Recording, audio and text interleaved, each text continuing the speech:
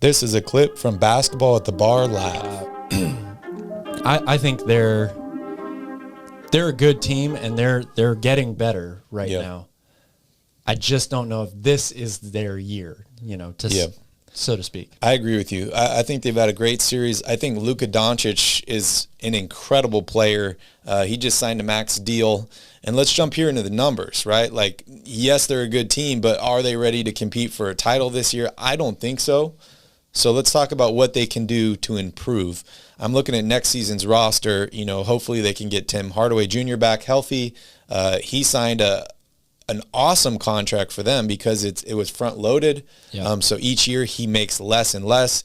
He's on the books for $19 million next season. Then Which is still a high number. Yeah, it is. And then he's got 2 years after that. Spencer Dinwiddie's locked in for $18 million. Then he's got another year after that. Davis Bertons is the tough one, right? Because he signed that big contract in Washington after leading the league in three-point percentage. He's got 3 more years, $16 million, $17 million, and then his third year is only partially guaranteed. So they do have an option there to kind of move on from him, and maybe that contract's a little bit more favorable as you get into like 1.5 years left to potentially trade. But I don't know how much that really helps them next season, right? Unless they're able to package him in a draft pick or something to move on from that. Also, fun fact about Davis Bertans, he's only got 9.5 fingers, and it's weird. It's on his shooting hand. I guess he had a woodworking accident when he was a child. They had surgery on the finger. They were afraid it was going to end his basketball career. Not that he had a career at that point, but he must have been pretty good at shooting by then if they had concerns. That hasn't seemed to affect him shooting the ball, but maybe dribbling, stuff like this. I don't really know. Just a fun fact. Then you got Dwight Powell, $11 million next season. That's also a lot of money for a guy that's 30, but he's been instrumental for them. Oh, he's been huge for them. He's one of only 5 players in the league that played all 82 games this year. He's also dealt with injuries over the past 2 seasons. I know he was healthy this year. And then Luka Doncic, as amazing of a player as he is, he just signed that contract extension. He's making $35 million next season. That's $25 million more than he's making this year. Like, don't get me wrong, I'm giving him that contract 12 times out of 10, but it makes it a little bit harder to add to this team, right? It does hurt the team It's overall, a little bit more we salary. We haven't even talked about the man of the hour right now for this team, Jalen Brunson, who will be an unrestricted free agent this summer. Yeah, and you got Reggie Bullock at $10 million, Maxi Kleber, $9 million. That's a partially guaranteed deal, but he's been playing well. I have a feeling they'll probably try and figure out a way to bring him back. You got Dorian Finney-Smith, $12 million next season. He's got 3 more years. Boban, Sterling Brown. The team doesn't have a lot of cap space. They have no cap space at the moment. I think they're $60 million over the cap right now as we speak.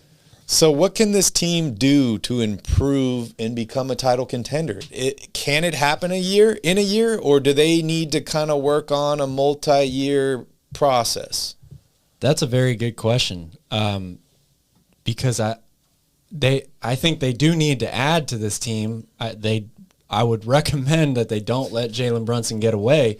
But the thing is, if you're that strapped for cash, it's going to take a lot of moving pieces around in order, I think, to clear enough money to re-sign this guy, because there's a lot of teams. I'm looking at the New York Knicks, who really need a point guard. They've got money to spend. Oh, yeah. The Los Angeles Lakers might be looking for another point guard if they move on from Russell Westbrook. Maybe there's a sign and trade or something like that in there. I don't know how that would work for Dallas, but it's a very cautious situation, I think, if you're the GM of this Dallas team, because you've got a team that's on the up and up. They're getting better. They maybe overachieved a little bit this year, but you have to feel with a young core, they've got a good coach, good defensive system in place, a guy in Luka Doncic who's ready to be, one of the top stars in the NBA. This team has something going. However, because of maybe a couple bad contracts, and Luka's contract is not necessarily a bad contract, right? Because you want Luka Doncic on this team, and that's how much money it's going to take to 23 keep years him. old, superstar. But when you look at the rest of the roster and how little money they have to spend, it handicaps you a lot, especially when you've got a guy in Brunson who's going to command a lot of money on an open market right now. He's not a restricted free agent, so he's got to be the best contract in the NBA this season. He's only making $1.8 million. Yeah, it's probably a tie between him and Malik Monk, right? Yeah, which is incredible. Yeah, they're in a tough spot here. We know Mark Cuban's got plenty of money, but unfortunately, the NBA is not like baseball. You can't just pay everybody. There is a salary cap, and we talk about windows, right? Winning windows, championship windows. We talk about teams that can grow together and whether timelines match up. I'm looking here. Tim Hardaway is 30 years old. Spencer Dinwiddie's almost 30. Bertons almost 30. Dwight Powell 30. Reggie Bullock 31. Kleber 30. Boban 33. Dorian Finney-Smith 28.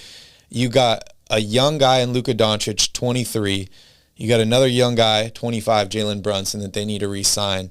But who else is really going to grow and flourish and continue to get better with this team, right? Yeah. Well, I mean, I think you look at a guy like Tim Hardaway, who's probably in the prime of his career now. The question is, can he get better? How much better does he get? Yep. But he's been a really, really solid starting caliber player in this league now for a few years. And not having him on this team definitely hurts them. So that's one guy I think that you would look at that would continue an upward trajectory with the rest of this young core. Josh Green is another guy who has a lot of potential. Mm-hmm. But it's true. They are a very veteran-built team right now. Yep. With a mix of a couple of young guys. So that combined with their inflexibility in money, cash space, is not a good situation going into the offseason. Steven in the chat here mentions Rudy Gobert. Talk about a guy that makes a ton of money. Yeah. This guy makes $38 million next season, $41 the year after that, $43 the year after that, and then he has a player option for $46 million. Just crazy. We're talking about bad contracts here in Davis Bertans. Potentially they could trade some of these guys for a guy like Rudy Gobert. Does he help this team at all? Oh, I think he would definitely help this team. I mean, actually, it's kind of like what the Jazz want to be, right? Yeah. Because Rudy Gobert is this great rim protector, really solid rebounder, and if you have good perimeter defense, they're able to funnel the ball right to that shot blocker. Mm-hmm. So Dallas plays like that right now. If you add Rudy Gobert into that, that's a good start, especially with Luka. Rudy Gobert could set some really good screens to open him and Jalen Brunson up, assuming you're able to re-sign Jalen Brunson. So I think the fit is a nice fit. I just don't know if it works money-wise. Yeah, and to get him, you'd have to give up Davis Bertans plus a Spencer Dinwiddie or a Dwight Powell and maybe a Maxi Kleber or a Trey Burke plus some picks. The salaries are just huge. And then if it doesn't work out, you pretty much got Luka Doncic and Rudy Gobert taking up $70 million of your cap space. The next year, $75 million. The year after that, they're at like $85 million. That's wild. So the salary cap is only like $120 million.